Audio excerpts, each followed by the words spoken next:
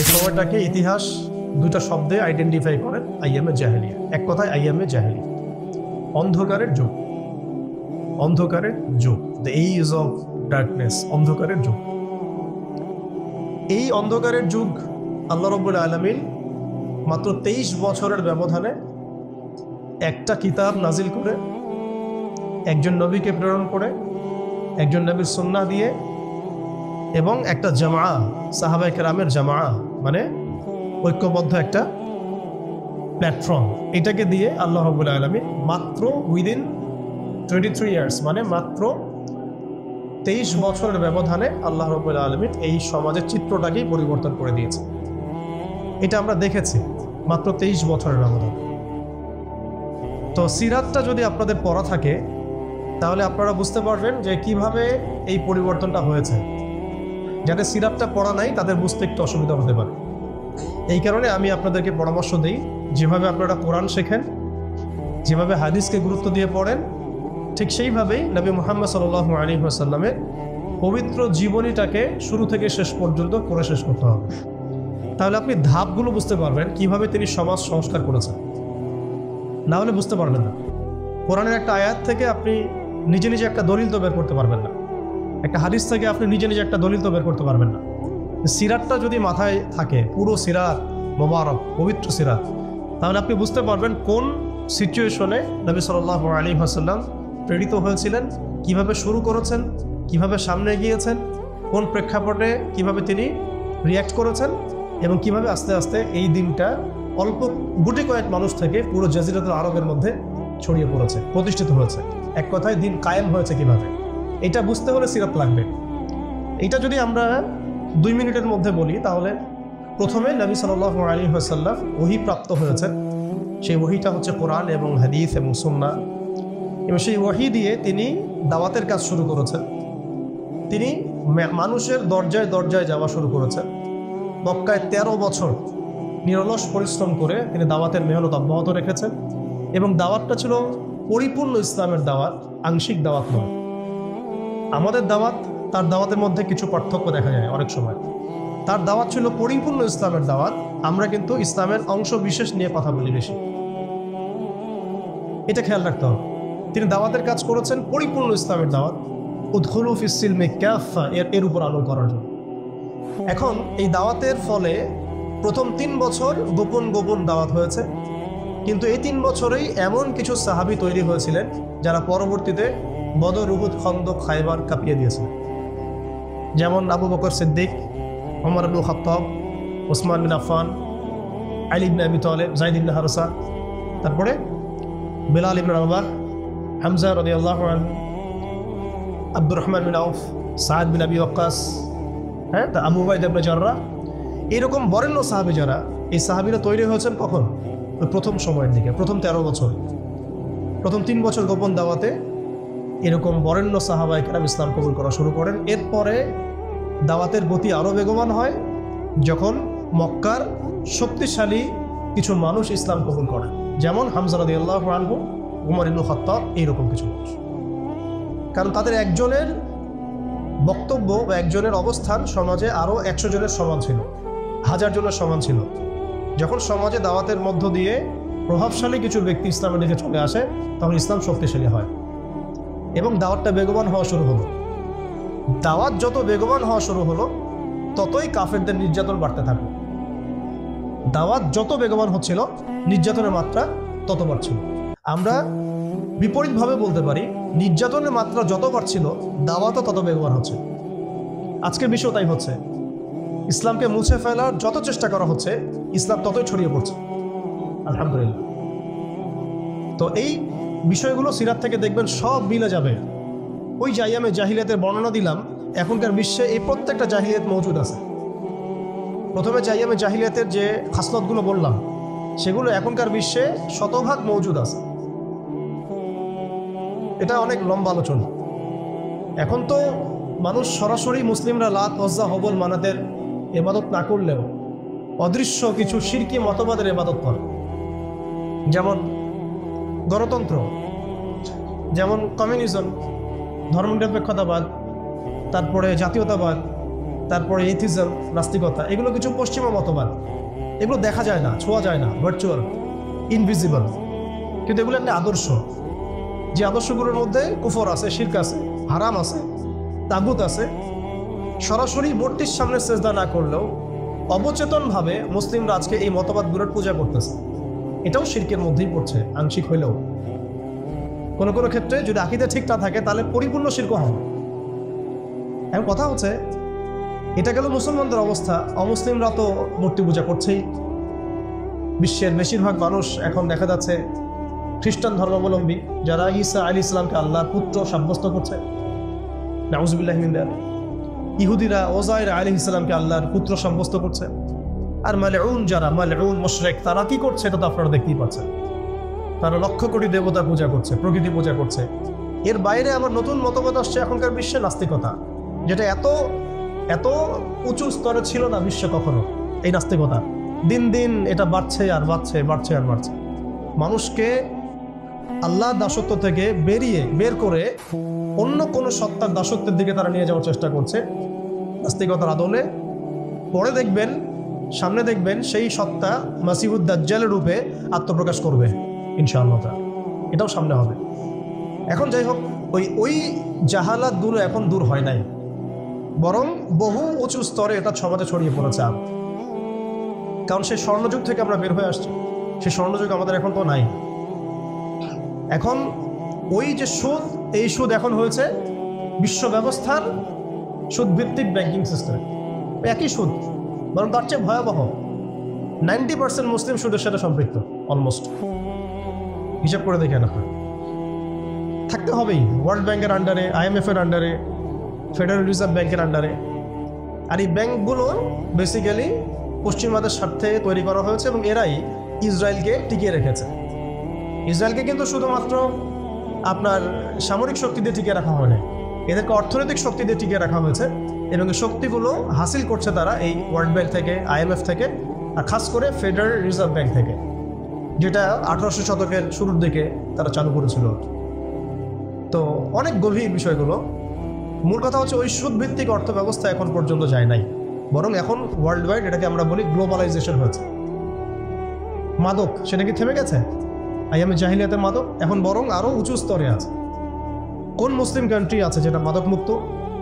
আরবের মধ্যেও দেখবেন মানুষ ওপেনে মাদক খাচ্ছে, আরবের মধ্যেই। যারা গিয়েছেন, যাওয়া আসা করেন, তারা তো দেখেনি মাদক থেকে কে মুক্ত, কোন কোন ন্যাশনালটা মুক্ত মুসলিম থেকে। বরং ইসলামিক কান্ট্রিগুলোতে মদকে সংবিধান দিয়ে হালাল করা হয়েছে। ইসলামিক কান্ট্রিগুলো বলি আমরা যে তথাকথিত ইসলামিক কান্ট্রি, বাংলাদেশকে তো অনেক ইসলামিক কান্ট্রি মনে করে আর কি, ঠিক আছে? পাকিস্তানকে ইসলামিক কান্ট্রি মনে করে, ইরানকে ইসলামিক কান্ট্রি মনে করে, ঠিক আছে? জর্ডানকে ইসলামিক কান্ট্রি মনে করে, লেবাননকে ইসলামিক কান্ট্রি মনে করে। ইসলামিক কান্ট্রি আর ইসলামিক স্টেট এগুলো এক না বিষয়। মুসলিম সংখ্যাগরিষ্ঠ থাকলেই একটা রাষ্ট্র ইসলামিক স্টেট হয় না। মুসলিম সংখ্যাগরিষ্ঠ থাকলে একটা রাষ্ট্র কখনো ইসলামিক স্টেট হয় না। একটা রাষ্ট্র তখনই ইসলামিক স্টেট হয় যখন সেটা আল্লাহর আইন দ্বারা পরিচালিত হয়। তো বাংলাদেশ কি আল্লাহর আইন দ্বারা পরিচালিত হয়? সবাই জানি এটা হয় না। এটা হওয়ার ইচ্ছাও কি তাদের আছে? যারা লিডিং রোল প্লে করে তাদের তো ইচ্ছাও নাই, কারণ তারা মনে করে ইসলামিক আইন দিয়ে যদি রাষ্ট্র চলে তাহলে রাষ্ট্র নাকি মৌলবাদী রাষ্ট্র হয়ে যাবে, পশ্চিমারা রাগ করবে, আমেরিকা আব্বু মাইন্ড করবে, ভারত নাকি খেপে যাবে। এগুলো তারা মনে করে। এই জুজুর ভয় তারা আমাদেরকে দেখায়। এগুলো সব জুজুর ভয়। অথচ রাসূলুল্লাহ সাল্লাল্লাহু আলাইহি ওয়াসাল্লাম যখন মদিনা রাষ্ট্র কায়েম করেছেন তখন বিশ্বে রোমানরা পরাশক্তি ছিল, পারস্যরা পরাশক্তি ছিল। মদিনা রাষ্ট্রের আয়তন এতটুকু ছিল, ছোট না, খুব বড় রাষ্ট্র ছিল না, ছোট একটা রাষ্ট্র, জনসংখ্যাও কম। মদিনার মধ্যে ইহুদিরা আছে, বনু কোরাইজা, বনু কাইনুকা, বনু নাজির আছে, পাশে আবার কিছু পত্তলিকও আছে। মদিনার ভিতরে আবার মোনাফেকরাও আছে। তাদের অস্তিত্বের উপরেই মদিনা রাষ্ট্র কায়েম হলো এবং সেখানে আল্লাহ পাকের বিধান বাস্তবায়িত হলো। কই, তখন তো আমরা এভাবে চিন্তা করি নাই যে রোমানরা খেপে যাবে, পার্সিয়ানরা খেপে যাবে। ওরা তখন সংখ্যার দিক থেকে, অস্ত্রের দিক থেকে, জনবলের দিক থেকে, মানে আপনার সার্বভৌমত্বের দিক থেকে মুসলিমদের চেয়ে অনেক শক্তিশালী ছিল। কিন্তু কোনো মুসলিম তো এভাবে চিন্তা করে নাই। যে আল্লাহর জমিন আল্লাহর আইন বাস্তবায়িত করলে ওরা আমাদের উপর খেপে যাবে, তেরে আসবে। আর আসলেই বা কি, যে কয়েকবার তেরে আসছে সে কয়েকবার তারা নাকামি চুবানি খেয়ে বিতাড়িত হয়েছে। আমরা সেই রোমানদেরকে ডিফিট করেছিলাম, সেই পার্সিয়ানদেরকে ডিফিট করেছি, সেই রোম সাম্রাজ্য, সিরিয়া, শাম এগুলো আমরা বিজয় করেছি, সে পারস্য আমরা বিজয় করেছি। যারা আমাদের এগেনস্টে দাঁড়ানোর চেষ্টা করেছে আল্লাহ পাক ধুলা মানে উড়িয়ে দিয়েছিল। কই তখন তো আমাদেরকে এত নেগেটিভ চিন্তা করতে হয় নাই, ব্যাকফুট চিন্তা করতে হয় নাই। এখন হয় কেন? বিকজ আমরা সেই ইমান, সেই তাকওয়া, সেই আকিদা, সেই আমল, সেই মানহাজের মধ্যে নাই। As simple as that. আমরা এখন সেই অবস্থায় নাই, ইমানের দিক থেকে, আমলের দিক থেকে, তাসকিয়ার দিক থেকে, জামার দিক থেকে। সবচেয়ে বড় কথা হচ্ছে দিন পালনের দিক থেকে, দিন বোঝা এবং পালন করার দিক থেকে আমরা ওই জায়গায় নাই। আমরা দেখুন দিন পালন করছি আংশিক, যতটুকু আমার পক্ষে পসিবল হচ্ছে আংশিক, বুফের মতো আমরা মনে করছি, যেটা ইচ্ছা নিব যেটা ইচ্ছা নিব না। দিন তো বুফে না। উদখুলু ফিস-সিলমি কাফা মানে হচ্ছে দিনে আপনাকে আমাকে পরিপূর্ণরূপে প্রবেশ করতে হবে। যখন যেটা আমার সামনে আসবে আমাকে সেটা করতে হবে। ফরজ হয়েছে নামাজ, নামাজ পড়তে হবে। যাকাত ফরজ হলে যাকাত দিতে হবে। হজ ফরজ হলে হজ করতে হবে। আমার এখানে অপশনাল কোনো থিঙ্কিং এর তো সুযোগ নাই। পর্দা ফরজ হলে পর্দা করতে হবে, ইভেন জিহাদ ফরজ হলে জিহাদও করতে হবে। যেটা ফরজ হবে সেটা করতে হবে, যেটা ওয়াজিব সেটা করতে হবে, যেটা সুন্নাহ সেটা আমল করতে হবে। এখানে তো আমার অপশন নাই যে আল্লাহ আমি পর্দাটুকু বাদ দিয়ে দাও আমার জন্য, নাউজুবিল্লাহ, আমার জন্য মদটাকে হালাল করে দাও, নাউজুবিল্লাহ, আমার জন্য জেনাকে হালাল করে দাও, নাউজুবিল্লাহ। এটা কি সম্ভব? কিন্তু আমরা এই সিস্টেমগুলোর মধ্য দিয়ে আল্লাহর হালালকে হারাম করছি, হারামকে হালাল করছি। তো আমি বলছিলাম ওই জাহালাতের এই না সুদভিত্তিক সিস্টেম দূর হয়েছে, আর না সেই মাদক দূর হয়েছে, আর না সেই শিরক দূর হয়েছে, আর না গোত্রীয় হানাহানি দূর হয়েছে। গোত্রীয় হানাহানি কি দূর হয়েছে? না। এখন হানাহানি গণতান্ত্রিক ভাষায় করলে জায়েজ, তাই না? গণতান্ত্রিক লেভেল দিয়ে হানাহানি, মারামারি, কাটাকাটি, মিছিল, মিটিং, শোডাউন, রাস্তায় কোপাকুপি সব জায়েজ। কিন্তু ইসলামের পরিভাষায় যদি আমরা জিহাদ ফি সাবিলিল্লাহ বলি তাহলে আটকে উঠে বাপরে বাপ কি অবস্থা, তাহলে মৌলবাদী জঙ্গিয়া সন্ত্রাস। ছাত্ররা যা করেছিল জুলাইয়ে, এই কাজটার 10%ও যদি দাড়ি টুপি বলাটা করতো তাহলে মনে হয় বাংলাদেশেও সব মসজিদ সিলগালা করে দিত, সব মাদ্রাসা সিলগালা করে দিত, তাই না? মানে গণতান্ত্রিক পরিভাষায় এই ফিতনাগুলো জায়েজ, তাই না? ফিতনা মানে পরীক্ষা, ফিতনা মানে শব্দ কি? পরীক্ষা। এই পরীক্ষাই তো আমরা। কিন্তু ইসলামিক পরিভাষা যদি আমরা ইবাদত বলি, ইসলামিক পরিভাষা একটা ইবাদত, সেটা নাজায়েজ হয়ে যাচ্ছে। আর গণতান্ত্রিক পরিভাষায় তথাকথিত এই গণতান্ত্রিক রাষ্ট্রে এবং গণতান্ত্রিক এই বিশ্বে এগুলোকে তারা জায়েজ করে নিয়েছে। আফ্রিকাতে যখন পশ্চিমারা হামলা চালায় গণতন্ত্রের নামে, এটা জায়েজ হয়ে যায়। আরব বসন্তের নামে যখন বিভিন্ন কান্ট্রির মধ্যে ফাসাদ সৃষ্টি করা হয়, গাদ্দাফিকে ফেলে দেওয়া হয়, মনে আছেন আপনাদের আরব বসন্তের কথা? ইয়েমেন থেকে শুরু করে, তিউনিসিয়া থেকে শুরু করে প্রত্যেকটা কান্ট্রিতে যা করলো তারা, মনে আছে তো নিশ্চয়ই? এগুলো তখন জায়েজ। মিশরে করেছে, তাই না? সোমালিয়া, কঙ্গো, ইথিওপিয়া, নাইজেরিয়া, এগুলোতে যা হচ্ছে এগুলো জায়েজ ওদের ভাষায়। ইরাকে হামলা চালানো ওদের জন্য জায়েজ ছিল, তাই না? গণতন্ত্রের ভাষায়। ওখানে লাখ লাখ মানুষ মারলেও সেটা জায়েজ। ওটা নাকি শান্তি প্রতিষ্ঠার জন্য করা হচ্ছে। তারপরে আফগানিস্তানে লক্ষ লক্ষ মানুষকে মারা হয়েছে, ওটা তখন জায়েজ ছিল। কাশ্মীরে আজকে মানুষকে মারা হচ্ছে, এটা ওদের কাছে জায়েজ হয়ে গেছে। আর কোথাও এক্সাম্পল দিব, চায়নার মধ্যে মারা হচ্ছে উইঘুরদেরকে, আরাকানে মারা হয়েছে, তারপরে ইয়েমেনে তো মারা হচ্ছেই সেই 15 সাল থেকেই, জর্ডানে হয়েছে, লেবাননে হয়েছে, খাস করে প্যালেস্টাইনে, খাস করে কোথায়? প্যালেস্টাইনে, গাজায়। এগুলো তারা গণতন্ত্র প্রতিষ্ঠান নামে এগুলো করলে সেগুলো জায়েজ। এবং এখানে দেখবেন 100%ই মুসলিমদের রক্ত ঝরছে, কোনো অমুসলিমের রক্ত কিন্তু ঝরছে না। তো এগুলো তাহলে এই তন্ত্রমন্ত্রগুলোকে আমরা বলি এখনকার জামানার দেবতা, যেগুলোর পূজা ওরা করতেছে। ওই জামানায় যেমন লাত, উজ্জা, হবল, মানাতের ইবাদত হতো, এখন ঠিক এই তন্ত্রমন্ত্রগুলো ইবাদত, দাসত্ব, পূজা হচ্ছে এবং সেগুলো আমাদেরকে গেলানো হচ্ছে। আমরা যেন এগুলো হজম করি, গিলি, অথচ এগুলো আমাদেরকে ধ্বংস করার জন্যই তারা সৃষ্টি করেছিল। আমাদের চোখ এখনও সবার খোলে নাই। এই সিস্টেমগুলো আমাদেরকে কখনোই সেই হারানো ঐতিহ্য ফিরাই দিবে না। এই সিস্টেমগুলোর মধ্য দিয়েও কখনো ইসলাম কায়েম করা সম্ভব না। আপনারা আরও 100 বছর ট্রাই করেন, 100 বছর পরে হলেও বুঝবেন। যদি হতো 100 বছর আগেই হতো। আরও 100 বছর ট্রাই করেন, তারপরেও যদি আক্কেল হয়। এই সিস্টেমগুলো তৈরি করা হয়েছে আমাদেরকে ওদের দাস বানানোর জন্য। আমরা যদি সংখ্যাগরিষ্ঠ আসন নিয়ে সংসদেও যাই, তবু একটা বৈশ্বিক সিদ্ধান্ত নেওয়ার জন্য আমাকে জাতিসংঘের দ্বারস্থ হতে হবে। ও যদি আমাকে পারমিশন দেয় তাহলে আপনি করতে পারবেন, না দিলে করতে পারবেন না। ওয়ার্ল্ড ব্যাংক লোন দিলে খাইতে পারবেন, না হলে খাইতে পারবেন না। ফেডারেল রিজার্ভ আপনাকে লোন দিলে খাইতে পারবেন, না হলে খাইতে পারবেন না। তোমরা কারা আমাদেরকে খাওয়াবো? তোমরা কারা? তোমাদের কাছে কিসের পারমিশনের দরকার আছে আমাদের? রোমানদের কাছে কি নবী সাল্লাল্লাহু আলাইহি ওয়াসাল্লাম পারমিশন চাইছিলেন নাকি? পার্সিয়ানদের কাছে ওই যুগে তিনি পারমিশন চাইছেন নাকি? আমাদের স্টেট, আমাদের জমি, আমাদের দিন, আমাদের রাষ্ট্র, তুমি কি আমাদেরকে এগুলো বলা? তোমাদেরকে কে অথরিটি দিছে সারা বিশ্বের বড়গিরি করতে? কে তোমাকে বলছে যে আমেরিকা হচ্ছে পৃথিবীর মানে রুলিং স্টেট? এই আইডেন্টিটি তোমাকে কে দিছে? সেই বিশ্বকে শাসন করবে এই অধিকার তাকে কে দিছে? ইসরায়েল এই বিশ্বকে শাসন করবে এই অধিকার ওকে কে দিছে? কে দিছে এই অধিকার ওদের? সে যেখানে ইচ্ছা তারা মুসলিমদেরকে মারবে, যেখানে ইচ্ছা আমাদের পণ্যগুলো তারা ধ্বংস করবে, আমাদের মাদেরকে ধর্ষণ করবে, বোনদেরকে রেপ করবে, আমাদের বাচ্চাদেরকে বোম মারবে, হাসপাতালে বোম মারবে।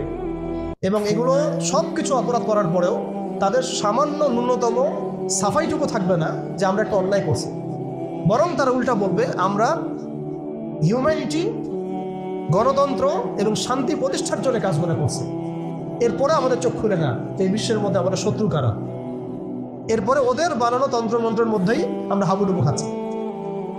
আমরা ইসরায়েল ইস্যু নিয়ে যখন মার্চ হলো, আর অনেক কিছুই হলো বাংলাদেশে, একটা কিন্তু শব্দ খুব স্ট্রংলি আসছিল, পণ্য বয়কট, তাই না? দেখেন আমরা সবাই এতটুকু কমন সেন্স হয়েছে যে পণ্যগুলো যদি বয়কট করি তাহলে ওদের অর্থনীতির মধ্যে ধস আসবে, টাকা ওদের উপার্জন হবে না, সেই টাকা দিয়ে তারা মুসলিমদেরকে নিধন করতে পারবে না। ওদের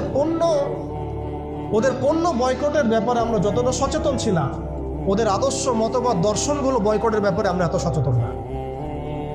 আমি ওদের পণ্য বয়কটের কথা বলছি, এদিকে ওদের আদর্শ নিয়ে আমি দীক্ষিত হচ্ছি। এডুকেশনের মধ্যে ওর আদর্শ, ইকোনমির মধ্যে ওর আদর্শ, পলিটিক্সে ওর আদর্শ, নির্বাচনের মধ্যে ওর আদর্শ, তারপরে আপনার এই কি বলবো সংস্কৃতির মধ্যে ওদের আদর্শ, সামাজিক রীতিনীতি, কৃষ্টি কালচার ওদের আদর্শ, ইভেন আমাদের ড্রেস আপ, গেট আপ, চলাফেরা, কথাবার্তা, ওঠা বসা, এভরিথিং তাদের আদর্শের মধ্যে। আবার এদিকে নামাজে বলছি গায়রিল মাগদুবি আলাইহিম ওয়ালাদ-দাল্লিন, এর অর্থও বুঝি না আমরা। গায়রিল মাগদুবি আলাইহিম ওয়ালাদ-দাল্লিন, আল্লাহ আমাদেরকে তাদের পথে চালায়ও না যারা কিনা মাগদুব আর যারা কিনা দাল্লিন। নবীজিকে জিজ্ঞাসা করা হচ্ছে কারা মাগদুব ইয়া রাসূলুল্লাহ, কারা দাল্লিন? নবীজি বলছেন মাগদুব হচ্ছে হুমুল ইহুদি, তারা হচ্ছে ইহুদি, আর দাল্লিন হুমুল নাসারা, তারা নাসারা, খ্রিস্টান। প্রত্যেক নামাজে 17 বার বলেন, প্রতিদিন 17 বার পড়েন ফরজ নামাজে কমপক্ষে, যে আল্লাহ আমাকে পথ থেকে বাঁচাও, খ্রিস্টানদের পথ থেকে বাঁচাও, ওদের আদর্শে আমাদেরকে চালায় না। আপনার আমার জীবনের প্রতিটা ডিপার্টমেন্ট এই আদর্শে দীক্ষিত। এমনভাবে আমরা অবচেতন মনে এদের দাসত্ব করছি, মনে হচ্ছে যেন এর বাইরে কোনো পথই নাই, কোনো পদ্ধতি নাই, যেন এর বাইরে কোনো আমাদের উদ্ধার পাওয়ার, উন্নতি করার কোনো রাস্তাই মনে হয় করা নাই। এরা আসছে কতদিন হইলো পৃথিবীতে? আপনি বলেন তো আমাকে, এরা পৃথিবীতে আসছে কবে থেকে? এই পশ্চিমাদের যে দৌরত্ব, উত্থান, এটা কতদিন থেকে? 100 বছর, 150 বছর, 200 বছর, সর্বোচ্চ 300 বছর, সর্বোচ্চ 300 বছর। যদি আপনি ফরাসি বিপ্লব থেকে হিসাব করেন, সর্বোচ্চ 300 বছর। 1400 বছর আগে নবী মুহাম্মদ সাল্লাল্লাহু আলাইহি ওয়াসাল্লাম যে ইনসাফ, যে ঈমান, আদালত, আমানত, ইসলামিক স্টেট, শরিয়া, ইমারা, খেলাফা কায়েম করে দিয়ে গেলেন। তারপরে 1200 বছর তো আমরা বিশ্ব চালাইছি। কত বছর? 1200 বছর। এই 1200 বছর আমরা বিশ্বকে চালাইছি। ওরা আমাদের রাষ্ট্রে থাকতো কর দিয়ে, জিজিয়া দিয়ে থাকতো। ওরা আমাদের রাষ্ট্রে জিজিয়া দিয়ে থাকতো। আমাদের ব্যাক টু ব্যাক জিহাদ হয়েছে ওদের সাথে, জিহাদ হয়েছে, কিতাল হয়েছে, ক্রুসেড হয়েছে। কখনো তো আমরা এরকম করে চিন্তা করি নাই। এটা নতুন ওয়ার্ল্ড অর্ডার আসছে। বিগত 200, 250, 300 বছর থেকে বিশ্বে একটা নতুন ওয়ার্ল্ড অর্ডার নিয়ে আসছে তারা। এবং এই ওয়ার্ল্ড অর্ডারে তারা কায়েম করেছে একটা উদ্দেশ্যে, সেটা হচ্ছে তারা এই বাইতুল মুকাদ্দাস এবং হোলি ল্যান্ড, পবিত্র ভূমিটাকে লিবারেট করতে চায় এবং সেখান থেকে তারা দাজ্জালের শাসন কায়েম করতে চায়। বাস, খালাস, আর কিচ্ছু নাই। বিশ্বে যা কিছু হচ্ছে এটা কোনো না কোনোভাবে এর সাথে সম্পৃক্ত। ওদের জাতিসংঘ তৈরি করা, ওদের এই ব্যাংকিং সিস্টেম, ওদের এই পলিটিক্যাল সিস্টেমগুলা, খিলাফাকে ধ্বংস করা, মুসলিমদেরকে এইভাবে টুকরা টুকরা করে বিভক্ত করে ফেলা, মুসলিমদেরকে নিধন করা, ওদের সামরিক যে উন্নতি, হ্যাঁ, ওদের জনসংখ্যা, ওদের যে প্রযুক্তিগত উন্নয়ন, সব কিছু দেখবেন আস্তে আস্তে আস্তে আস্তে ওই বাইতুল মুকাদ্দাস থেকেই টানবে। ওরা চায় ওই জায়গা থেকে বিশ্বকে শাসন করতে, ওরা চায় ওই জায়গা থেকে বিশ্বকে শাসন করতে। নিজস্ব একটা রাষ্ট্র না, একটা প্রক্সি রাষ্ট্র। তাকে জন্ম দিয়েছে ব্রিটেন, তাকে জন্ম দিয়েছে ব্রিটেন, ওকে ভরণ পোষণ দিয়েছে ব্রিটেন, তারপরে ওকে আজকে বড় করেছে, এই যৌবনে নিয়ে আসছে আমেরিকা, পশ্চিমারা। খালাস, ও একা কিছু ছিল না। কি উদ্দেশ্যে? কারণ তারা তাদের যে গন্তব্য সেটা সম্পর্কে সচেতন। তাদের ধর্মের মধ্যে এখনও লেখা আছে যে তালমুদ নামক কিতাবে যে শেষ জামানায় ওদের একজন মিসায়া আসবে। মিসায়া, আমরা বলি মাসিহ, তারা বলে মিসায়া। যে মিসায়া আসলে পরে তারা জেরুজালেম থেকে পুরো বিশ্বকে শাসন করবে। জেরুজালেম এক্স্যাক্টলি নাই, আসছে হোলি ল্যান্ড। তো হোলি ল্যান্ডের কেন্দ্র তো জেরুজালেমই। সেই হিসেবে বললাম হোলি ল্যান্ডটা কি, মিশরের নীলনদ থেকে ইরাকের ইউফ্রেটিস নদী পর্যন্ত, মিশর থেকে ইরাক, এই পুরো জায়গাটা ওরা উন্মুক্ত করতে চায়। করতেছে কি না? করতেছে কি না? একটু একটু একটু একটু করে তারা এই মিশনের দিকে হেঁটে যাচ্ছে, এবং যারাই ওদের পথে বাধা দেবে তাদেরকে তারা ধ্বংস করে দেবে। আরবের মুনাফিকরা এমনি তাদের তাবেদার হয় নাই, কারণ ওদেরকে তারা এই ভয়ে, জুজুর ভয়ে রেখে দিয়েছে। বিশ্বাস করেন, এই FBI, তারপর CIA, বাকি যারা যারা ওদের গোয়েন্দা সংস্থারা আছে, এরা সবাই কোনো না কোনোভাবে আরবকে নিয়ন্ত্রণ করছে। শুধু তাই না, ওদের আদলে প্রত্যেকটা সেকুলার মুসলিম কান্ট্রিকে সাজানো হচ্ছে। ওই ধাঁচেই সামরিক বাহিনীগুলো কাজ করছে। তাদের মিশন আমরা সার্ভ করতেছি, তাদের মিশন মুসলিমরা সার্ভ করতেছে। ওদের ওয়ার্ল্ড ব্যাংক, IMF কিছুই করতে পারতো না যদি আরবরা তাদেরকে তেল না দিত। শুধু তেল দিয়েছে তাই নয়, বরং তার একটা পেট্রো ডলার মনিটরি সিস্টেম চুক্তি করেছে। পেট্রো ডলার মনিটরি সিস্টেম, এটাকে আমরা বলি পেট্রো ডলার চুক্তি। এই চুক্তি ডলারকে বিশ্বের লিডিং কারেন্সি বানাইছে। ডলারের কি মূল্য আছে যে আমাকে এত টাকা দিয়ে $1 কিনতে হবে? এটার পিছনে আছে পেট্রো ডলারের ইতিহাস। এই কারণে আজকে ডলার সারা বিশ্বকে ডমিনেট করতেছে। আপনি ডলারের বাইরে চিন্তাই করতে পারবেন। ওয়ার্ল্ডে মাত্র 3টা কান্ট্রি আছে যে 3টা কান্ট্রি ওদের এই সিস্টেমের বাইরে থাকে। আর যারা থাকে তাদেরকে তো ওরা কত রকম চাপ দিচ্ছে এটা তো আপনারা জানেন। আশ্চর্যের বিষয় হচ্ছে ওই 3টা মাত্র কান্ট্রির মধ্যে কোনো মুসলিম কান্ট্রি নাই, ইরান ছাড়া। যদি ইরানকে আমরা প্রপারলি ইসলামিক কান্ট্রি বলি না, কিন্তু ওই ইরানই ওদের বাইরে আছে। কিন্তু আরবের যারা সুন্নি কান্ট্রি তারা কেউ ওখানে নাই। আরবের সুন্নি কান্ট্রিরা তারা ওই চুক্তির ভিতরে আছে, ইরান শিয়া তারা চুক্তির বাইরে আছে। তাহলে আমরা কোথায় শিক্ষা নিলাম? আমি এখানে ইরানের প্রশংসা করছি না, ইরানের কাছে আশা করার কিছু নাই। যত কিছুই বলুক আমি পারমাণবিক বোম মেরে দেবো, এই করবো সেই করবো, কিছুই করবে না। করলে আগে করতো ইল্লা মাশাআল্লাহ। কথা হচ্ছে জানেন, ওই 3টা কান্ট্রির মধ্যে উত্তর কোরিয়া আছে। উত্তর কোরিয়ার মতো ছোট্ট একটা রাষ্ট্র, সে এই ওদের এই বলয় থেকে বেরিয়ে থাকতে পারে। আমাদের সাহস হয় না।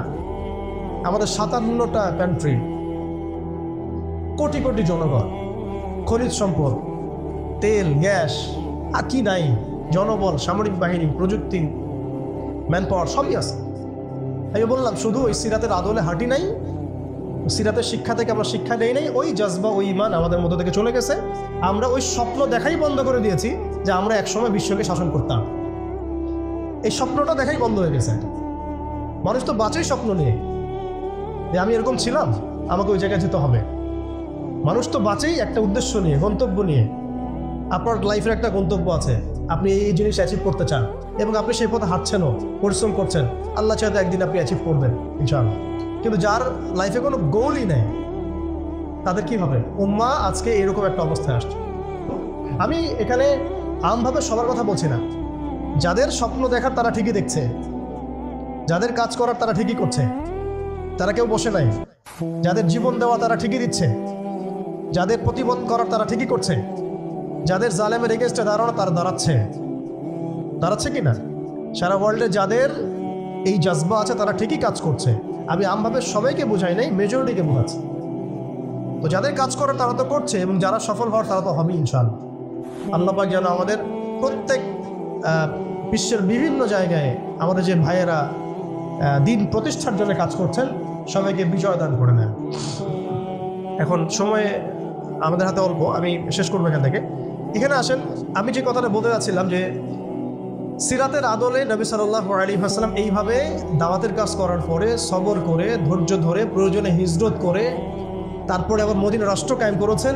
তারপরে দাওয়াতের সাথে সাথে জিহাদ কিতাল এগুলোর মধ্য দিয়ে তিনি পুরা মক্কা বিজয় করলেন এবং মক্কা বিজয়ে এই যে ভিত্তি এর উপর দাঁড়িয়ে পুরা আরব বিজয় হল এবং এই ভিত্তির উপর দাঁড়ায় 4 খলিফা 30 বছর শাসন করলেন, তাই না? তখন কি ইসলাম এরকম সংকুচিত অবস্থায় ছিল, দুর্বল অবস্থায় ছিল? মোটেই না। বরং স্পেন থেকে একেবারে স্পেন থেকে এইদিকে চায়না পর্যন্ত, এইদিকে আফ্রিকা থেকে নিয়ে পুরো সিন্ধু পর্যন্ত এই পুরো জায়গাটা আমাদের ছিল। চিন্তা করা যায়, চিন্তা করছেন একবার যে উমর রাদিয়াল্লাহু আনহু একটা এই খেজুরের বানানো মসজিদে বসে আছেন? ভাবা যায়? এই মাটির মধ্যে তিনি শুয়ে আছেন। রোমান সম্রাটের একজন দূত এসে দেখলো তিনি মাটিতে শুয়ে আছেন, দুপুরবেলা রেস্ট নিচ্ছেন। আর তার বাহিনী এদিকে পৌঁছে গেছে একেবারে শাম পর্যন্ত, এদিকে পৌঁছে গেছে পারস্য পর্যন্ত। ভাবা যায় এগুলা? ওসমান রাদিয়াল্লাহু আনহুর সময় একদম সাইপ্রাস দ্বীপপুঞ্জ থেকে শুরু করে বাকি সব বিজয় হয়েছে। উমাইয়াদের সময় দেখা গেছে একদম স্পেন থেকে নিয়ে এদিকে চায়না পর্যন্ত, আর বললো আফ্রিকা থেকে নিয়ে সিন্ধু পর্যন্ত বিজয় হয়েছে। আব্বাসীয়দের সময় হয়েছে। এইভাবে প্রায় 1250 বছর আমরা ওয়ার্ল্ডকে শাসন করছি।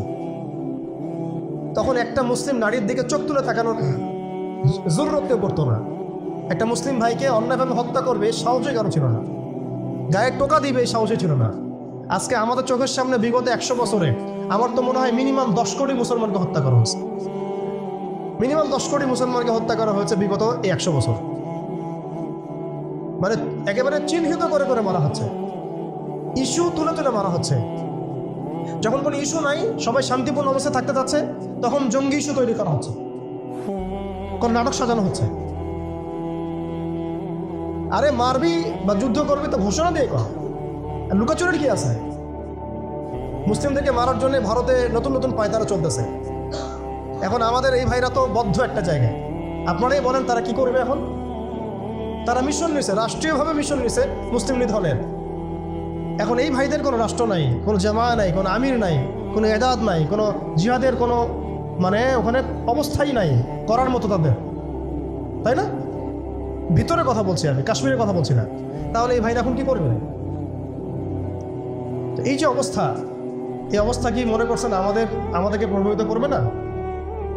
অভ্যন্তরীণভাবে এখানে বাংলাদেশে আমরা বেশিরভাগ মুসলিম হলেও আমাদের আশেপাশে চতুর্দিকে ঘোরাফেরা করতেছে কুফাররা, চতুর্দিকে ঘোরাফেরা করতেছে। আপনি কাকে বিশ্বাস করবেন? চায়নাকে বিশ্বাস করবেন? ভারতকে বিশ্বাস করবেন? নেপাল ভুটানকে বিশ্বাস করবেন? না মায়ানমারকে বিশ্বাস করবেন? আপনি যাবেন কোন দিকে? আমাদের প্রস্তুতিটা কি? আমাদের প্রিপারেশন কি? রাষ্ট্র কি প্রিপারেশন নিচ্ছে? আমার কথা হচ্ছে রাষ্ট্র নাকি যুদ্ধ করে? সবাই বলেন একটা কথা না, রাষ্ট্রের অধীনে যুদ্ধ। তো রাষ্ট্র কি প্রিপারেশন নিচ্ছে? রাষ্ট্র সে ফিকির আছে কিনা? রাষ্ট্রের তো এই ফিকিরটুকু নাই যে রাষ্ট্রের মধ্যে ইসলামিক আইনগুলো বাস্তবায়িত হোক। এইটুকু ফিকির নাই তো আপনাদের। যারা ইলেকশন নির্বাচন গণতন্ত্র এগুলো করতেছেন, কার ফিকির আছে? আল্লাহর কসম করে বুকে হাত দিয়ে বলেন তো কার ফিকির আছে ক্ষমতায় গিয়ে আপনি আল্লাহর আইন বাস্তবায়ন করবেন? ইসলামপন্থী ভাইদের কথা বাদ দিচ্ছি, ইসলামপন্থী ভাইদের কথা বাদ দিলাম, আমি সেকুলারদের কথা বলছি, ডেমোক্রেটিকদের কথা বলছি। কারণ রাষ্ট্র চলে আসছে এইভাবেই। আর যারা ফিকির করছেন ইসলাম নিয়ে আমি যাব ওখানে গিয়ে এটা করবো, এটা আপনি ডেমোক্রেটিক সিস্টেমে করতে পারবেন না। আপনাকে সিস্টেমটা সরাই ফেলতে হবে। গণতন্ত্র বলে কোনো শব্দই রাখা যাবে না, তারপরে শরিয়া কায়েম করতে পারবেন। শরিয়া আর গণতন্ত্র একসাথে থাকতে পারে না। শরিয়া, গণতন্ত্র, ধর্মনিরপেক্ষতাবাদ, কমিউনিজম এগুলো একসাথে থাকতে পারে না। একটা বোতল, এর মধ্যে আছে আপনার বিষ, এখানে আপনি দুধ খেতে পারবেন না। একটা বোতল, এখানে আছে বিষ, আপনি এটাকে 1000 বার ধুইতে হবে, ধোয়ার পরে আপনি দুধ ঢালতে পারবেন, খাওয়ার রিস্ক দিতে পারবেন, তাও খাবেন কিনা সন্দেহ আছে। আর এগুলো তো হচ্ছে মারাত্মক শিরকের বিষ।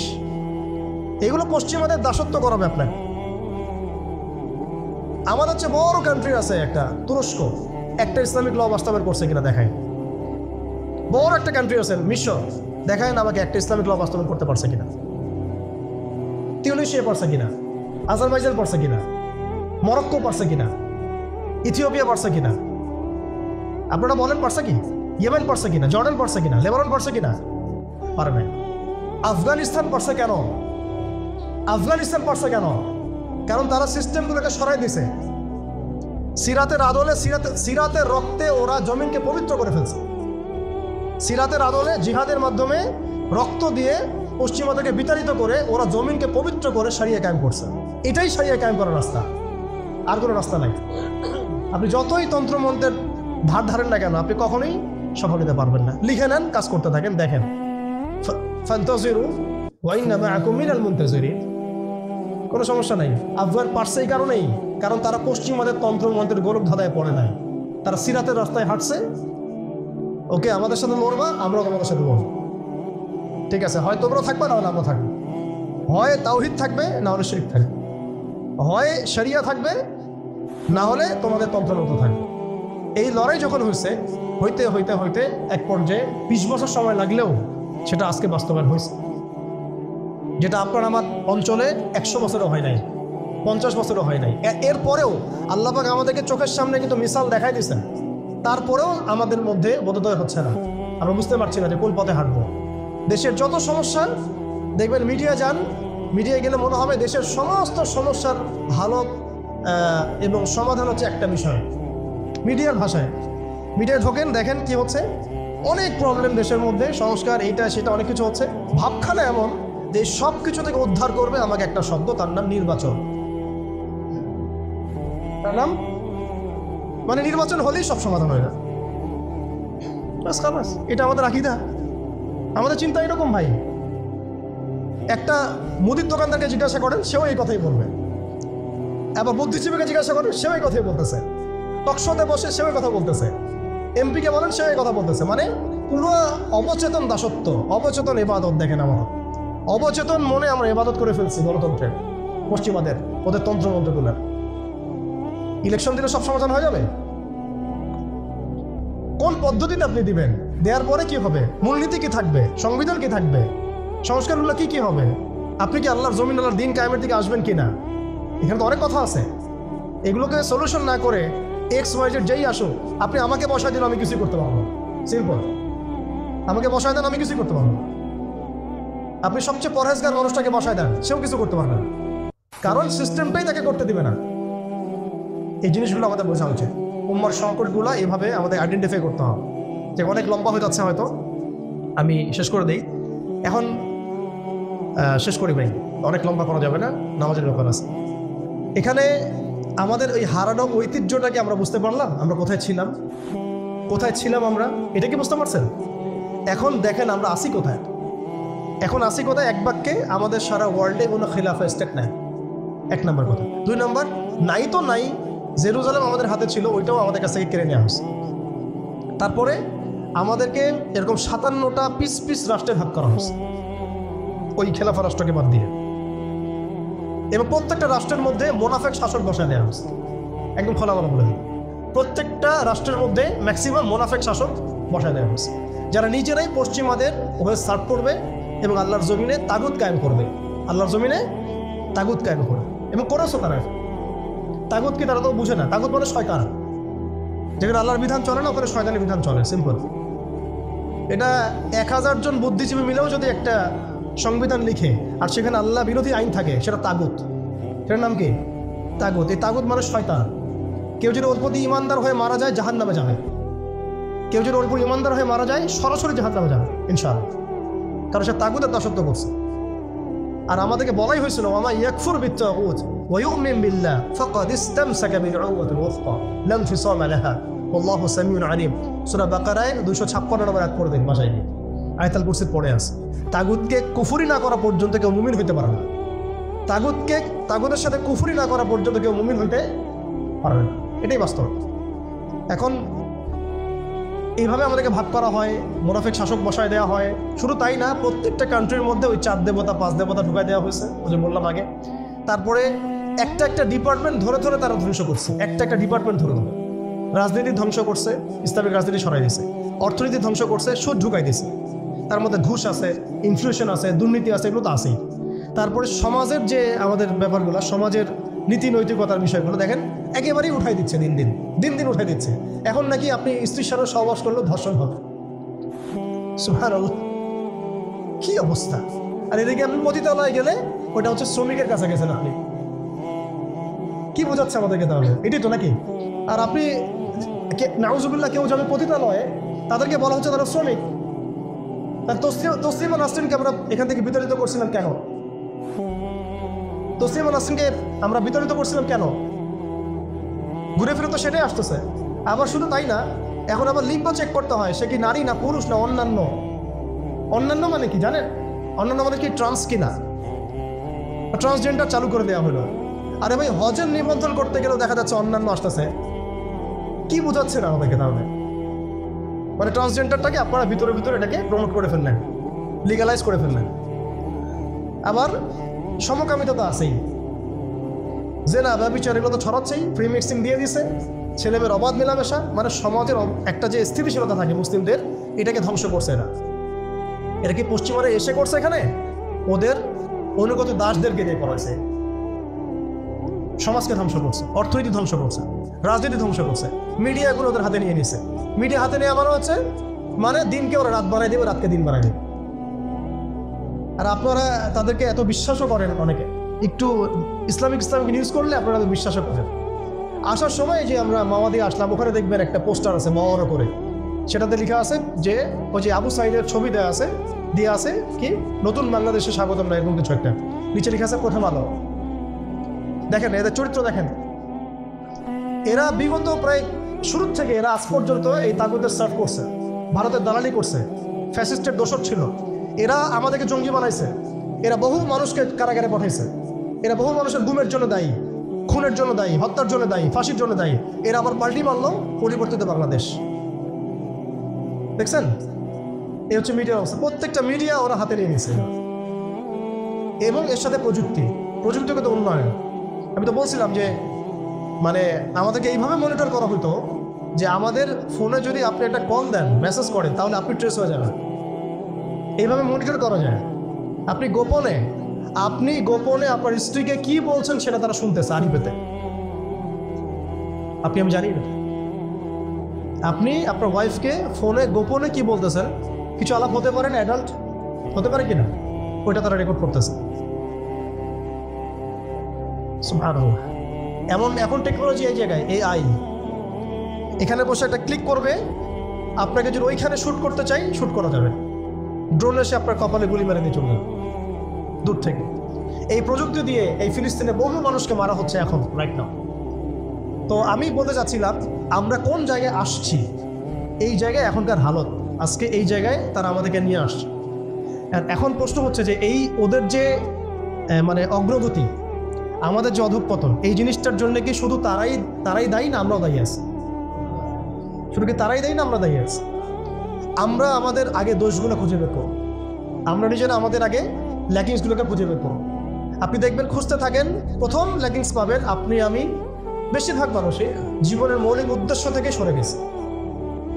আমরা দুনিয়াদার হয়ে গেছি ভাই। আমরা এই দুনিয়াতে এইভাবে থাকার জন্য আসি নাই। আল্লাহ পাক আমাদেরকে পাঠাইছেন এই দুনিয়াতে দুইটা কাজ দিয়ে। একটা হচ্ছে আল্লাহর ইবাদত করতে হবে এবং তার জমিনে দিন কায়েম করতে হবে। এখানে আমি অন্য কোনো উদ্দেশ্যে আসি নাই, আমরা মুসাফির এখানে সবাই। আল্লাহ পাক বলেছেন ওয়া মা খালাকতুল জিন্না ওয়াল ইনসা ইল্লা লিয়াবুদুন। আর ইন তানসুরুল্লাহ ইয়ানসুরকুম ওয়া ইউসাব্বিত আকদামাকুম ওয়ালা তামুতুন্না ইল্লা ওয়া আনতুম মুসলিমুন। কতগুলো আয়াত আছে। ইন্নাল্লাহ লা ইউগাইরু মা বিকাওমিন হাত্তা ইউগাইরু মা বিআনফুসিহিম। আয়াতের পর আয়াত বলা যাবে আমাদেরকে এই দুনিয়াতে পাঠানো হয়েছে দুইটা কাজ। আমাদেরকে আল্লাহর ইবাদত করতে হবে এবং আল্লাহর জমিনে তার দিন কায়েম করতে হবে। এটা আমাদের কাজ, বাকি সব কিছু গৌণ, এগুলো মুখ্য কাজ, মেইন। এবং আমাদেরকে দিন দেওয়া হয়েছে কেন? হুয়াল্লাযী আরসালা রাসূলাহু বিল হুদা ওয়া দীনিল হক লিইয়ুযহিরাহু আলা দীনি কুল্লি। এই দিনটা আল্লাহ পাক দিয়েছেন এই কারণেই যাতে এই দিন অন্য সমস্ত দিনের উপর জয়লাভ করে। তো জয়লাভ কখন করবে? যখন আমরা ফিকির করবো তখন। এটা কি আবরাহার যুগ যে আবাবিল পাখি এসে পাথর ছুড়বে? বলেন, এখন পাথর আপনাকে আমাকে ছুড়তে হবে? এটা তো আবরাহার যুগ না। নবী সাল্লাল্লাহু আলাইহি ওয়াসাল্লাম শুধু দোয়া দিয়েই কি সব হয়েছে? দোয়ার সাথে চেষ্টা করেন নাই তিনি? এমনকি বদর যুদ্ধের দিনও তিনি কূপ দখল করলেন, ভালো জায়গাটাতে শিবির গাড়লেন, সৈন্য বিন্যাস করলেন। সব কিছু যখন ঠিকঠাক মতো হয়ে গেল, তারপরে বৃষ্টি আসলো আল্লাহর পক্ষ থেকে, তিনি দোয়া করা শুরু করলেন। এই দোয়ায় আল্লাহ পাক ফেরেশতা নাজিল করলেন। তাহলে কি আমাদের কাছে একমুখী না সব কিছু করতে হবে? এখন আমাদেরকে এই ল্যাগেজগুলোকে খুঁজে বের করতে হবে। আমাদের ল্যাগেজ কোথায়? এই ইমানের দুর্বলতা, জীবনের উদ্দেশ্যে দুর্বলতা। আমরা দুনিয়াদার হয়ে গেছি, ভোগবিলাসী হয়ে গেছি, আমরা আমাদের ঐতিহ্য ভুলে গেছি, আমাদের শেকড় ভুলে গেছি, আমলে ঘাটতি হয়ে গেছে, হারাম ঘোর হয়ে গেছি, আমরা জেনাকার হয়ে গেছি, আমরা ফ্রি মিক্সিং করতেছি, পরকীয়া করতেছি, ঘুষ খাচ্ছি, দুর্নীতি করতেছি, সুদ খাচ্ছি, আমরা করতেছি। এগুলো পশ্চিমারা করতেছে না। আমাদের ল্যাকিংসগুলোকে আমাদেরকে দূর করতে হবে। ইলমের ঘাটতি হচ্ছে, আমলের ঘাটতি হচ্ছে, আলেমদের সাথে সহবত নাই, তাসকিয়া নাই, পড়াশোনা নাই।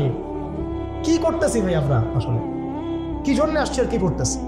এইখান থেকে ভবিষ্যৎটা হচ্ছে এই যে ইনশাআল্লাহ এই দিন বিজয় লাভ করবেই।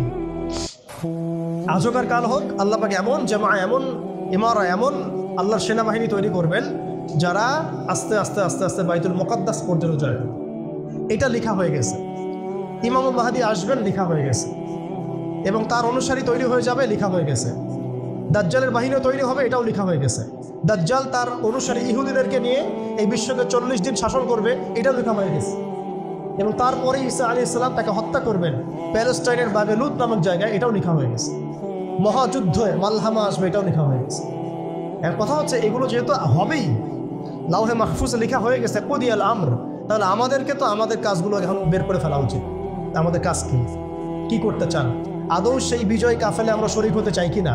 তাকে এইভাবেই আমরা দিন যাবে, রাত যাবে, খাবো দাবো, ফুর্তি করবো আর মারা যাবো, এটাই কি আমাদের উদ্দেশ্য কিনা? আমাদেরকে আমাদের লক্ষ্য আগে ফিক্স করতে হবে। লক্ষ্য ফিক্স করতে হলে কয়েকটা কাজ মোটা তাকে বের হয়, আমি এক মিনিটে বলে শেষ করে দিচ্ছি। সেটা হচ্ছে ভাই, আমাদের সবাইকে আগে তওবা করে আল্লাহর দিকে ফিরে আসতে হবে, প্রথম কাজ এটা। কারণ নাপাক কলব দিয়ে, নাপাক হৃদয়ের মধ্যে আপনি কখনো দিনের ফিকিরগুলোকে বের করেন। কলবকে পবিত্র করতে হলে আমাকে আগে তওবা করে আল্লাহর দিকে ফিরতে হবে, আল্লাহর দিকে ফিরে আসেন, নিজের জীবনটাকে মূল্যায়ন করেন। আসেন আমরা সবাই মিলে একটা কাজ করি, অন্ততপক্ষে একটা সময় আমরা সবাই মিলে একটা চেষ্টা করি, ফলাফল আল্লাহর হাতে, আল্লাহর জমিনে আল্লাহর দিন কায়েম করা যায় কিনা চেষ্টা করে দেখি। এবং সেটা আমাদেরকে তো আল্লাহ পাক পুরো বিশ্বের জিম্মাদার করেন নাই, আমরা এই অঞ্চলে থাকি, এই অঞ্চলে অন্তত আমাদের চেষ্টা করা উচিত।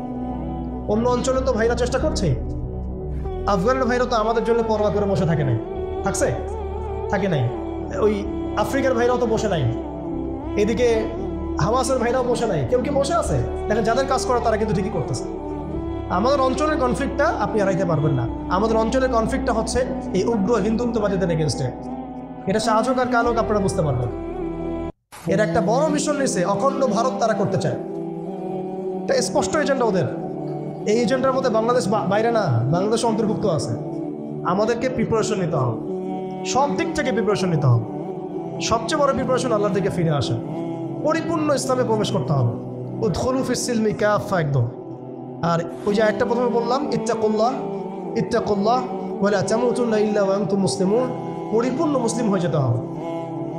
আল্লাহর ভয় নিয়ে আসা, আল্লাহর কাছে আত্মসমর্পণ করা, পরিপূর্ণ মুসলিম হয়ে যাওয়া, আল্লাহর সব আদেশগুলো মানা, নিষেধগুলো ছেড়ে দেওয়া, নবীর সব আদেশ মেনে চলা, নবী যে নিষেধ করেছেন সেগুলো ছেড়ে দেওয়া সাল্লাল্লাহু আলাইহি ওয়াসাল্লাম। একই সাথে হালাল খাইতে থাকা, হারামে না যাওয়া, পরিবার ঠিকঠাক করে ফেলা, যদি ঠিক না হয় অন্তত একা হইলে একাই চলতে হবে। এটা আপনার জীবন, হিসাব আপনার, কবর হাসর আমার, যার তাত্তা। এটাতে কারো জন্য কারো পরোয়া করার কোনো সুযোগ নেই, কারো জন্য কারো বসে থাকার কোনো সুযোগ নেই। আমাকে আমার বাসায় চলতে হবে। অতএব এটা ঠিক করে ফেলা, পাশাপাশি আমাদের সন্তানদেরকে মানুষ করার চেষ্টা করা, এবং খাস করে আমাদের তরুণ ভাইদেরকে এই ইমানের পথে নিয়ে আসা। তাদেরকে দিয়ে হবে ইনশাআল্লাহ, আমরা প্রমাণ দেখেছি তাদেরকে দিয়ে হবে, এটা আমরা বিশ্বাস করি। শুধু তাদেরকে ঠিকভাবে নার্সিং করতে হবে, ভুল পথে যেন রক্ত না যায়, ভুল পথে যেন রক্ত না যায়। আজকে আবু সাইদ জীবিত থাকলে এই কথাটাই বলতো, এই জন্য রক্ত দিয়েছিলাম নাকি, আমি কি এই জন্য রক্ত দিয়েছিলাম নাকি? আজকে মুগ্ধ থাকলে এই কথাই বলতো, আমি এই জন্য রক্ত দিই নাই। যা করতেছেন আপনারা, আর বেশি বললাম না, যা করতেছেন আপনারা, শহীদ ভাইরা জীবিত হইলে তার এই কথা বলতো, এই জন্য আমরা রক্ত দেই নাই। এখন আমাদের এই প্রজন্মের ভাইদেরকে বোঝাতে হবে, দাওয়াতের কাজ বাড়াতে হবে, ওলামা ইকরামের সহমত লাগবে, ইলম লাগবে, তারপরে তাসকিয়া লাগবে, আধ্যাত্মিকত্বের দরকার আছে, ব্যাপক পড়াশোনা করতে হবে। আমল বাড়াই দিতে হবে এবং সময় নষ্ট করা যাবে না। এর পাশাপাশি আমাদের প্রয়োজন হবে একটা জামাআবদ্ধ হওয়া। প্রত্যেকটা জায়গায় তাওহীদপন্থী ভাইদেরকে জামাআবদ্ধ হয়ে যেতে হবে। বড় পরিসরে জামা হোক না হোক, ছোট ছোট জামাগুলো হয়ে যাক, ছোট ছোট জামাগুলো প্রত্যেকটা জায়গায় হয়ে যাক। এলাকা ভিত্তিক কাজ করেন, মসজিদ ভিত্তিক কাজ করেন, আপনি অ্যাসোসিয়েশন করে কাজ করতে থাকেন। ইনশাআল্লাহ একদিন না একদিন আল্লাহ চান্ত বড় জামাও ক্রিয়েট হয়ে যাবে ইনশাআল্লাহ। আমাদের লাগবে আমির, লাগবে মামুর, লাগবে সামউ ওয়া তাআ, আমাদের লাগবে একটা চেইন অফ কমান্ড এবং এদাত লাগবে, প্রস্তুতি লাগবে, শারীরিক প্রস্তুতি, মানসিক প্রস্তুতি, আত্মিক প্রস্তুতি। যখন সময় আসবে ইনশাআল্লাহ আমরা ঝাঁপাই করবো ইনশাআল্লাহ। এখন এখানে দাওয়াতের ক্ষেত্র চলতেছে, বাংলাদেশে এখন দাওয়াতের মেহনত বাড়াতে হবে, ব্যাপক দাওয়াতের কাজ করতে হবে। এখানে বাংলাদেশের অভ্যন্তরে সশস্ত্র যুদ্ধের কোনো এখানে মাসালা নাই, সুযোগ নেই। হ্যাঁ, ওরা যদি আমেরিকা হয়ে আসতে চায় আমরা তালেবান হয়ে যাব, খালাস। ওরা যদি ইসরায়েল হয়ে আসতে চায় আমরা হামাস হয়ে যাব।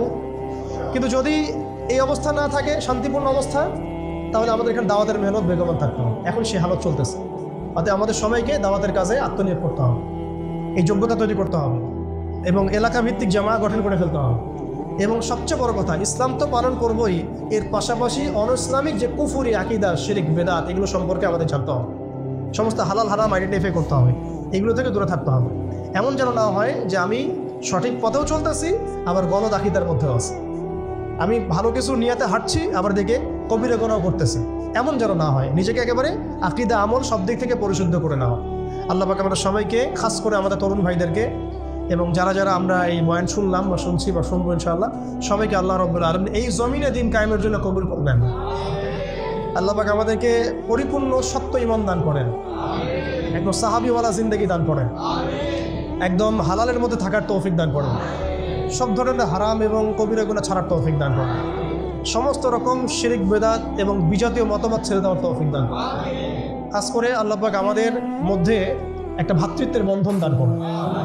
যারা যে ভাইরা দেশের মধ্যে কাজ করছেন সবার সাথে হৃদ্যতাপূর্ণ সম্পর্ক রাখার তৌফিক দান করেন এবং আমাদেরকে একটা ঐক্যবদ্ধ প্ল্যাটফর্ম দান করেন।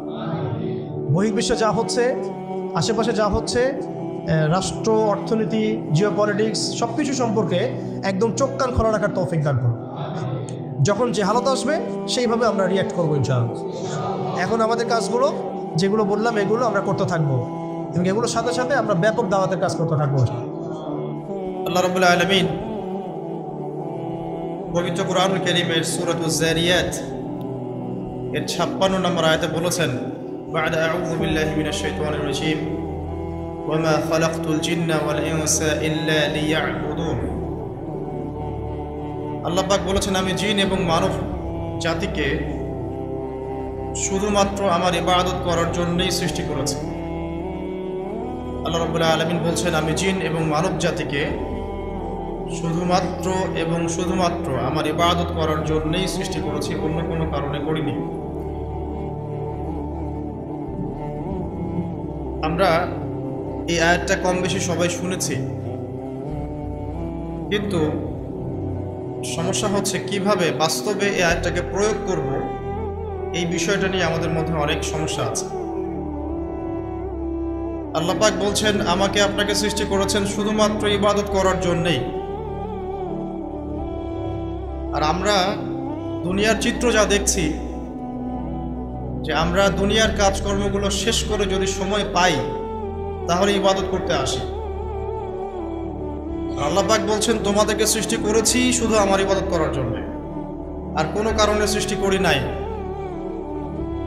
আর আমরা দেখছি যে আমরা দুনিয়ার সব কাজগুলো শেষ করার পর যদি কিছু সময় থাকে তাহলেই মসজিদে আসছি, তাহলেই কোরআন তেলাওয়াত করতে বসছি, তাহলে আল্লাহর কিছু ফিকির করি, পরকালের চিন্তা করছি। যদি সময় পাই, তাহলে আল্লাহর কথা আর বাস্তবতার মধ্যে আকাশ পাতাল পার্থক্য দেখা যাচ্ছে। তো যদি আমাদের পুরো জীবনটাকে আল্লাহর ইবাদতে কাটাতে হয়, তাহলে বাস্তবিকভাবে কি করণীয়, প্র্যাকটিক্যালি আমরা কি করব, এই বিষয়টা নিয়ে আজকে ইনশাআল্লাহ কথা বলবো। মা তাওফীকি ইল্লা বিল্লাহ, আলাইহি তাওয়াক্কালতু ওয়া ইলাইহি উনীব। সবার আগে যে বিষয়টা জানা দরকার সেটা হলো ইবাদত কি জিনিস। ইবাদত মানে হচ্ছে আনুগত্য এবং দাসত্ব। কার আনুগত্য, কার দাসত্ব? একমাত্র আল্লাহ রাব্বুল আলামিনের আনুগত্য এবং তার দাসত্ব। এই আনুগত্য এবং দাসত্ব কার পদ্ধতিতে হবে? উত্তর, মহান আল্লাহ প্রেরিত সর্বশেষ নবী মুহাম্মদুর রাসূলুল্লাহ সাল্লাল্লাহু আলাইহি ওয়াসাল্লামের দেখানো তরিকা এবং পদ্ধতিতে হতে হবে। তাহলে সারা জীবন ইবাদতে কাটানোর কি পদ্ধতি? সহজ উত্তর, পুরো জীবনের প্রতিটা কাজ যদি নবী সাল্লাল্লাহু আলাইহি ওয়াসাল্লামের দেখানো পথ এবং পদ্ধতি অনুযায়ী হয় এবং তার সুন্নাহ মাফিক হয়, ইনশাআল্লাহ তাআলা জীবনের প্রতিটা কাজই ইবাদত হিসেবে গণ্য হবে ইনশাআল্লাহ। যেমন জীবনের একটা বড় বিষয় হচ্ছে জীবনের লক্ষ্য নির্ধারণ করা। যদি কোনো ব্যক্তির জীবনের লক্ষ্য থাকে দুনিয়া, তাহলে আল্লাহ হয়তো তাকে দুনিয়া দিবেন, কম বেশি সে দুনিয়া পাবে ইনশাআল্লাহ, কিন্তু পরকালে তার কোনো অংশ থাকবে না। যদি কারো জীবনের উদ্দেশ্য হয় শুধুই দুনিয়া, আর যদি জীবনের উদ্দেশ্য হয় যে দুনিয়া আমার প্রয়োজন, দুনিয়া আমার প্রয়োজন, এখানে আমি মুসাফিরের মতো আছি, যতটুকু প্রয়োজন ততটুকু গ্রহণ করব, ভোগ করব, এই দুনিয়াটাকে কাজে লাগিয়ে আমি পরকালে জান্নাত পেতে চাই, তাহলে ইনশাআল্লাহ তাআলা আল্লাহ পাক তাকে দুনিয়াও দিবেন, পরকালও দিবেন ইনশাআল্লাহ। যে ব্যক্তি শুধু দুনিয়ার জন্য দুনিয়া করে, সে ব্যক্তি দুনিয়া আখিরাত দুটোই হারায়। আর যে ব্যক্তি পরকালের জন্য দুনিয়া করে, সে ব্যক্তি দুনিয়া পরকাল দুটোই পাবে ইনশাআল্লাহ। কথা কি বুঝতে পারছেন? যে ব্যক্তি শুধু দুনিয়ার জন্যই দুনিয়া করে, এই ব্যক্তির পরকালের কোনো অংশ নাই, সে দুনিয়া আখিরাত দুটোই হারায়। আর যে ব্যক্তি পরকালের জন্য দুনিয়া করে, সে ব্যক্তি দুনিয়াও পাবে ইনশাআল্লাহ, পরকালও পাবে ইনশাআল্লাহ। তাহলে আমরা কি করা উচিত আমাদের? আমরা পরকালের উদ্দেশ্যে দুনিয়ার কাজগুলো করবো ইনশাআল্লাহ। এটা হবে জীবনের লক্ষ্য। দুনিয়া আমার প্রয়োজন, এখানে আমি মুসাফির, দুনিয়াতে আল্লাহ পাক নির্দিষ্ট সময় দিয়েছেন, কারো 20, 30, 40, 50 বা 100 বছর হায়াত আছে। এই সময়টুকুর মধ্যে নবী মুহাম্মদ সাল্লাল্লাহু আলাইহি ওয়াসাল্লামের অনুকরণ এবং তার সুন্নাহ মাফিক জীবনযাপন করার মধ্য দিয়ে পরকালে আল্লাহর রেজামন্দি এবং সন্তুষ্টি অর্জন করা, এই হলো জীবনের লক্ষ্য এবং উদ্দেশ্য। এখন জীবনের চলার পথে থাকবে পড়াশোনার ব্যাপার। তাহলে কেউ যদি জীবনে, এই দুনিয়ার জীবনে পড়াশোনা করে, লেখাপড়া করে এই উদ্দেশ্যে যে সে জ্ঞান অর্জন করে আল্লাহকে চিনবে, রাসূলকে চিনবে, আল্লাহর দ্বীনকে চিনবে, এই দ্বীনের জ্ঞান অর্জন করবে, আমল করবে, প্রচার ঘটাবে, দ্বীন প্রতিষ্ঠায় কাজ করবে, ইনশাআল্লাহ তার ওই দ্বীনের জ্ঞান অর্জন করা বা দুনিয়ার ইলম অর্জন করাটাও কি হবে? ইবাদত। ওয়া মা খালাকতুল জিন্না ওয়াল ইনসা ইল্লা লিয়াবুদুন। আবার এই দুনিয়াতে আমাদেরকে ব্যবসা বাণিজ্য করতে হয়, ব্যবসা করতে হয়, কৃষিকাজ করতে হয়, চাকরি বাকরি করতে হয়, সরকারি চাকরি করতে হয়, সরকারি বিভিন্ন দায়িত্ব পালন করতে হয়, বেসরকারি ক্ষেত্রে কাজ করতে হয়, প্রশাসনিক ক্ষেত্রে কাজ করতে হয়। আমাদের অনেক ধরনের কাজের সেক্টর আছে। এই প্রতিটা কাজের সেক্টর যদি এই উদ্দেশ্যে মানুষ করে যে এর উদ্দেশ্য হচ্ছে দুনিয়াতে আমি একটা স্ট্যাটাস চাই, একটা সম্মান চাই, একটা বাড়ি চাই, একটা গাড়ি চাই, একটা সুন্দরী নারী চাই, তাহলে তার এই পুরো কাজ পরকালের স্বার্থে হবে না। এই পুরো কাজগুলো করার মধ্য দিয়ে সে পরকালে কোনো নেকি পাবে না। কিন্তু আমরা ব্যবসায়ী করি, আর কৃষিকাজই করি, আর সরকারি চাকরি করি বা বেসরকারি চাকরি করি, যাই করি, এইগুলোর উদ্দেশ্য যদি হয় পরকাল অর্জন করা, এগুলোর মধ্য দিয়ে আল্লাহর সন্তুষ্টি অর্জন করা, এবং আমরা আমাদের কাজে সৎ থাকি, অনেস্ট থাকি, আশা করা যায় ইনশাআল্লাহ দুনিয়ার এই কাজগুলো ইবাদত হিসেবে গণ্য হবে ইনশাআল্লাহ। তাহলে জীবনের প্রতিটা ক্ষেত্রেই ইবাদত করা সম্ভব। আমরা কি করি দুনিয়াতে? পরিবারকে সময় দেই, বিয়ে শাদী করি, বাচ্চা কাচ্চা প্রতিপালন করি, এক কথায় পারিবারিক দায়িত্বগুলো আমরা পালন করি।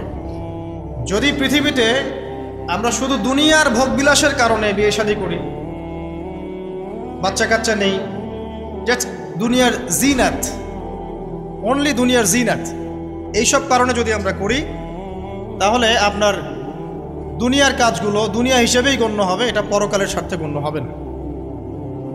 আর পক্ষান্তরে যদি আপনি দুনিয়ার এই পারিবারিক জীবনটাও, আপনার পরিবার, আপনার ভরণ পোষণ, আপনার রিজিক, সন্তান সন্ততি প্রতিপালন করা, এই প্রত্যেকটা কাজের উদ্দেশ্য এমন করে ফিক্স করেন যে এগুলোর মধ্য দিয়ে আমি আল্লাহর সন্তুষ্টি চাচ্ছি, ইনশাআল্লাহ আপনার এই প্রত্যেকটা কাজই পরকালের নেকির মাধ্যম হিসেবে গণ্য হবে ইনশাআল্লাহ আযজা ওয়া জাল। তো অল্প কথা আমরা বুঝতে পারলাম যে আল্লাহ পাক এই পৃথিবীতে আমাদেরকে পাঠিয়েছেন শুধুমাত্র তার ইবাদত করার জন্য। আর দুনিয়ার প্রত্যেকটা কাজ তখনই ইবাদত হিসেবে গণ্য হবে যখন কাজগুলো নবী সাল্লাল্লাহু আলাইহি ওয়াসাল্লামের সুন্নাহ মাফিক হবে এবং আমাদের নিয়াত ঠিক থাকবে। নিয়াতটা হবে দুনিয়ার উদ্দেশ্যে নয়, আল্লাহর সন্তুষ্টি আর পরকালের স্বার্থে আমি দুনিয়ার কাজগুলো করছি। আমার কথা কি বুঝতে পারছেন? এই উদ্দেশ্যে যদি আমরা দুনিয়ার কাজগুলো করি, ইনশাআল্লাহ প্রতিটা কাজই কি হবে? ইবাদত হিসেবে গণ্য হবে। এগুলো হচ্ছে তাত্ত্বিক কথা। এখন প্র্যাকটিক্যাল কথায় আসেন যে কিভাবে আমরা আমাদের জীবনটাকে আল্লাহ পাকের রেজামন্দিতে সন্তুষ্টির অর্জনের মাধ্যম হিসেবে ব্যয় করব। কিভাবে সম্ভব? আমরা তো তাত্ত্বিক অনেক কথাই বলছি যে করতে হবে, কিভাবে করব, প্র্যাকটিক্যালি কিভাবে করব, এই বিষয়টাই সবচেয়ে বেশি গুরুত্বপূর্ণ। আজকের খুতবা এর মূল আলোচ্য বিষয় এটাই। খুতবা চলাকালীন এদিক ওদিকে দেখার দরকার নাই, রেকর্ডিং হচ্ছে। আর আপনারা তো অজপাড়াগার মানুষ না যে কখনো ক্যামেরা দেখেন নাই, তাই না? আর বাচ্চা কাচ্চারা ওদের মতো থাকবে, ওদেরকে থাকতে দেন। যারা আমরা প্রাপ্তবয়স্ক আছি তারা আমরা খুতবায় মনোযোগ দেই এবং খুতবার মাঝখানে কোনো কথাবার্তা না বলি, মোবাইল ফোনে ব্যস্ত না থাকি। আর একটা বিষয় আমাদের জানা উচিত যে জুমার দিনে এই যে খুতবা চলছে, এই খুতবা চলাকালীন সময়ে আল্লাহ পাক দোয়া কবুল করেন। তাই মনের মধ্যে দোয়া করতে থাকবেন, মনে মনে দোয়া করতে থাকবেন। ইনশাআল্লাহ যদি আপনার রিজিক হালাল হয়, আকীদায় শিরক না থাকে, আমলে বেদাত না থাকে, ইনশাআল্লাহ আপনার দোয়া এখন কবুল হয়ে যাবে ইনশাআল্লাহ। অতএব সময়টাকে কাজে লাগান। তো প্র্যাকটিক্যালি কিভাবে কাজগুলো করবো, এটা হচ্ছে আমার খুতবার মূল জায়গা আজকের। এখনকার তরুণ প্রজন্ম হোক সে যুবক বা যুবতী, আমাদের পরবর্তী জেনারেশন এবং আমরা যারা এখন পরিবার গঠন করেছি, তাদের প্রত্যেকের জন্যই এই অংশটুকু খুব গুরুত্বপূর্ণ, বিশেষ করে তরুণ প্রজন্মের জন্য। কারণ এই বিষয়গুলো বলা যতটা সহজ, করা এতটা সহজ নয়। তবে তরুণরা চাইলে সম্ভব ইনশাআল্লাহ তাআলা। আল্লাহ পাক তৌফিক দান করুন, আমিন। আসুন আয়াতটা আগে মাথায় নেই। আল্লাহ পাক কি বলেছেন সূরা যারিয়াত 56 নম্বর আয়াতে? ওয়ামা খালাকতুল জিন্না ওয়াল ইনসা ইল্লা লিয়াবুদুন। আমি জিন এবং মানব জাতিকে শুধুমাত্র আমার ইবাদত করার জন্যই সৃষ্টি করেছি, ব্যাস। আপনাকে আমাকে কেন পাঠিয়েছেন আল্লাহ পাক দুনিয়ায়? শুধুমাত্র তার ইবাদত করার জন্য। আর দুনিয়ার প্রতিটা কাজই ইবাদত হিসেবে গণ্য হবে যদি আমি কাজগুলোকে কার পদ্ধতিতে করি? নবী মুহাম্মদ সাল্লাল্লাহু আলাইহি ওয়াসাল্লামের দেখানো সুন্নাত এবং পদ্ধতিতে করি। কিন্তু করব কিভাবে, এটা হচ্ছে প্র্যাকটিক্যাল কথা। কিভাবে একজন প্রোডাক্টিভ মুসলিম হবে, এটা হচ্ছে কথা। শুরুটা করতে হবে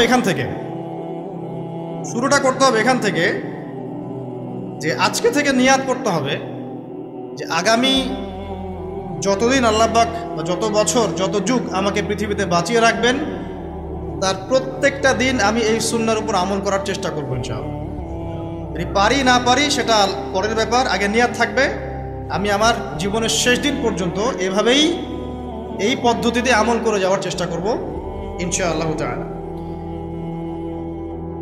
শুরুটা করতে হবে এখান থেকে যে আজকে এশার নামাজ যখন হয়ে যাবে, এশার নামাজ এখানে হয় হয়তোবা 9টায় বা 9:15, প্রত্যেকটা মসজিদে এভাবেই হচ্ছে। 9টায় হোক আর 9:15তেই হোক, আমরা এশার নামাজ জামাতে পড়ার চেষ্টা করবো ইনশাআল্লাহ তাআলা। জামাতে নামাজ পড়ার পরে বাসায় গিয়ে খাওয়া দাওয়া করেই ঘুমিয়ে পড়তে হবে। আজকে থেকে আমাদের ট্রেনিং শুরু, কিভাবে আমি আমার জীবনের পুরো বিষয়টাকে ইবাদত হিসেবে কাটাবো। এটা ট্রেনিং শুরু হবে এখান থেকে, এশার নামাজের পর থেকে। এই জায়গায় যদি আমরা ভুল করি বা এই বিষয়টা শক্ত করে আঁকড়ে ধরতে ব্যর্থ হই, তাহলে বাকি সব কাজগুলো ভেস্তে যাবে।